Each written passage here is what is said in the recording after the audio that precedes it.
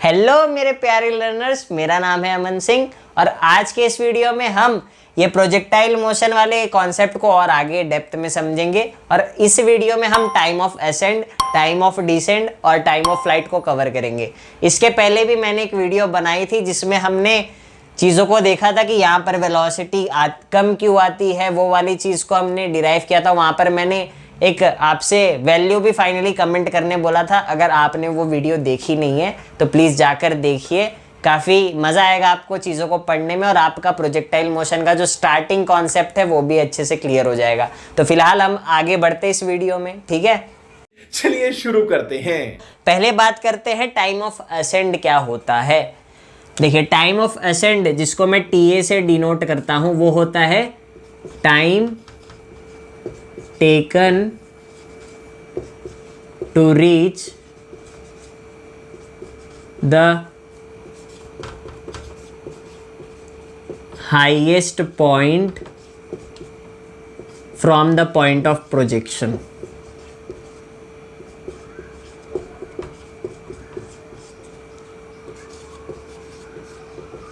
ये होता है टाइम ऑफ असेंड। पहले मैं लिख देता हूं कि कौन सी चीज़ क्या होती है, फिर वहां अच्छे से समझेंगे हम चीज़ों को, ठीक है। ये भी ठीक है। टाइम ऑफ डिसेंड क्या होता है? Time taken to reach the ground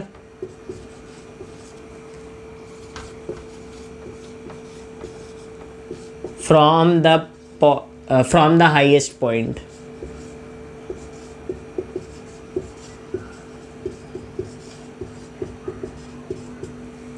और टाइम ऑफ फ्लाइट क्या होता है? सिंपली इसको मैं लिख दूं तो ये होता है time of ascend plus time of descend, ठीक है। मीन्स सिंपली अगर बात करो पॉइंट ऑफ प्रोजेक्शन से फाइनली ग्राउंड तक आने में जो टोटल टाइम है उसे टाइम ऑफ फ्लाइट कहते हैं। Time taken to reach the ground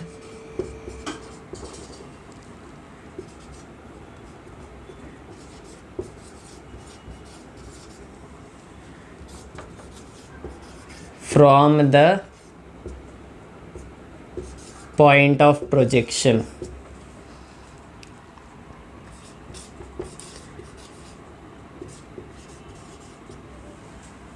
अब यहाँ पर टाइम ऑफ फ्लाइट को लेकर एक चीज़ मैं क्लियर करना चाहूँगा। सिंपली अगर मैं बात करूँ कि जिस लेवल पे स्टार्ट हुआ था उसी लेवल पर अगर फिर से पहुँच जाए तो वो उसकी टाइम ऑफ फ्लाइट होती है। भैया चीज़ें समझ में नहीं आई और अच्छे से बताइए, ठीक है, हम बताते हैं। देखिए, अगर मैं इसी प्रोजेक्टाइल को किसी h हाइट के बिल्डिंग से कराता हूँ और यहाँ पर मैं बॉल को फेंकता हूँ एक u वेलोसिटी से जो कि किसी एंगल थीटा पर थी, ठीक है। और उस केस में अगर देखिए ट्रेजेक्ट्री ये आई तो मैंने अभी क्या लिखा था यहाँ पर टाइम ऑफ फ्लाइट की time taken to reach the ground from the point of projection, तो वो इस चीज़ के रिस्पेक्ट में है। और एक्चुअल में आपको यहाँ पर क्या होगा फिर टाइम ऑफ फ्लाइट क्या भैया, पॉइंट ऑफ प्रोजेक्शन से लेके यहाँ पर फाइनली ग्राउंड तो यहाँ पर है ना, तो यहाँ से यहाँ तक आने में जितना टाइम होगा क्या वो मेरी टाइम ऑफ फ्लाइट होगी? नहीं। यहाँ पर आपको देखना है कि ये जो आपका सेम लेवल था, मीन्स जिस लेवल से स्टार्ट हुआ फाइनली उस लेवल पर आ चुका है, तो टाइम ऑफ फ्लाइट ये वाला टाइम होता है। मीन्स इस केस में टाइम ऑफ फ्लाइट क्या होगा? मान लेते ये पॉइंट A है, ये पॉइंट B है और ये पॉइंट C है। तो इस कंफ्यूजन को दूर करने के लिए मैं इस चीज़ पर थोड़ा ज़्यादा कॉन्सेंट्रेट कर रहा हूँ कि इस केस में टाइम ऑफ फ्लाइट क्या होगा, इस पॉइंट से स्टार्ट हुआ और B पॉइंट पर आ गया, ना कि C पॉइंट पर जब पहुँचा तो वो मेरी टाइम ऑफ फ्लाइट होगी, नहीं, ठीक है। तो ये चीज़ आपको ध्यान रखनी है कि जिस लेवल से स्टार्ट हुआ, देखिए अगर ये एट अ हाइट h था तो ये पॉइंट और ये पॉइंट का लेवल तो सेम है ना फ्रॉम द ग्राउंड। और अगर ग्राउंड पे ही है, मान लेते हैं ये पॉइंट यहाँ पर होता, ये पॉइंट यहाँ पर होता, तो वो वाला सिनेरियो ये है। बट यहाँ पर देखिए ये दोनों पॉइंट अगर मैं बात करूँ तो ग्राउंड से तो सेम हाइट पर हैं, हाइट h पर ही है, तो ये दोनों पॉइंट का लेवल सेम हो गया। तो अगर इसी पॉइंट से स्टार्ट हुआ फाइनली सेम लेवल वाले पॉइंट पर आ चुका है तो वो टाइम ऑफ फ्लाइट होती है। ठीक है, समझ रहे हो? समझ रहे हो आप? समझ रहे हो ना? अब उसके वैल्यू को हम फाइंड करते हैं, ठीक है। बट उसके पहले हमें टाइम ऑफ असेंड निकालना पड़ेगा, टाइम ऑफ डिसेंड भी निकालना पड़ेगा। तो आई होप सो ये वाली चीज़ तो क्लियर हुई होगी। कन्फ्यूजन काफ़ी होता है क्योंकि आगे आपको क्वेश्चंस मिलेंगे ऐसे जिसमें वो वाली चीज़ होगी और आप वहाँ पे फंसोगे, तो इसलिए मैंने थोड़ा सा रुक के उस वाली चीज़ पर कॉन्सेंट्रेट किया। देखिए टाइम ऑफ असेंड क्या होता है, time taken to reach the highest point from the point of projection. देखिए पॉइंट ऑफ प्रोजेक्शन ये था, मान लेते हैं पॉइंट ए, और ये highest point of the trajectory है जो कि मान लेते पॉइंट बी, और ये फाइनली पॉइंट सी है जो कि फिर से ग्राउंड पर आ गई ऑब्जेक्ट है, और ये वाला पॉइंट मैंने सी कंसीडर कर लिया है, ठीक है। अब देखिए यहाँ से हाईएस्ट पॉइंट तक जाने पर जो टाइम लगता है उसे हम टाइम ऑफ असेंड कहते हैं। मीन्स सिंपली अगर मैं बात करूँ, ये देखिए ये बॉल है, इसको मैंने प्रोजेक्ट किया और वो इस पॉइंट बी पर पहुंच गया, हाईएस्ट पॉइंट है जो कि, और यहाँ पर ध्यान रखिए इस डायरेक्शन में कोई वेलोसिटी नहीं होगी, तब वो हाईएस्ट पॉइंट पर पहुंच चुका होगा। तो देखिए सिंपली अगर मैं फील कराना चाहूँ तो आप क्या कीजिए, अपने हाथ में स्टॉप वॉच ले लीजिए, ठीक है। और जब मैं यहाँ से प्रोजेक्ट करूँ ना तो आपको स्टॉप वॉच चला देना है, और जब यहाँ पर बॉल आकर रुक जाए ना तो आपको स्टॉप वॉच बंद कर देना है। तो वो टाइम एक्चुअल में क्या होगी, टाइम ऑफ असेंड होगी।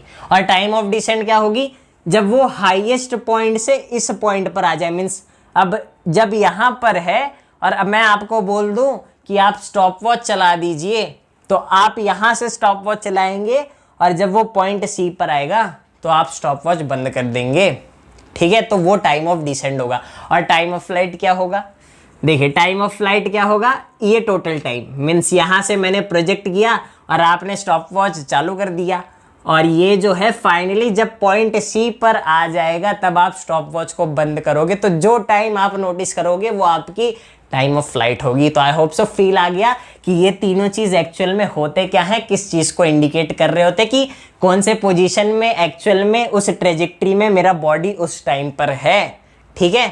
अब इसकी वैल्यूज क्या निकल कर आती हैं उसे हम देखते हैं।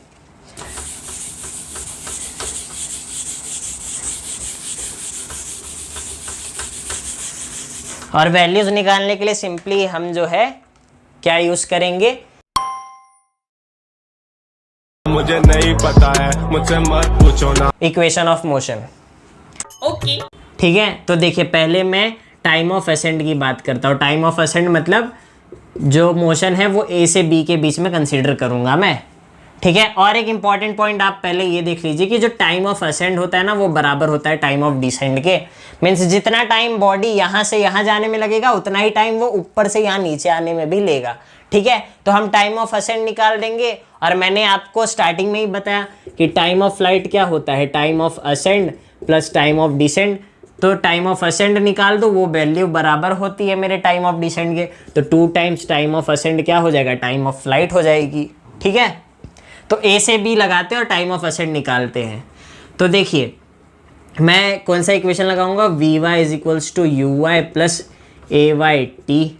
अब वैल्यूज को पुट करते हैं। देखिए फाइनल वेलोसिटी वाई डायरेक्शन में 0 है, इनिशियल वेलोसिटी वाई डायरेक्शन में ऊपर की तरफ है। अब मैं साइन कन्वेंशन डायरेक्टली पुट कर दूंगा, ठीक है। ये नहीं बता रहा कि ऊपर पॉजिटिव ले रहा हूँ नीचे नेगेटिव ले रहा हूँ, पहले लेक्चर में हम देख चुके हैं, ठीक है।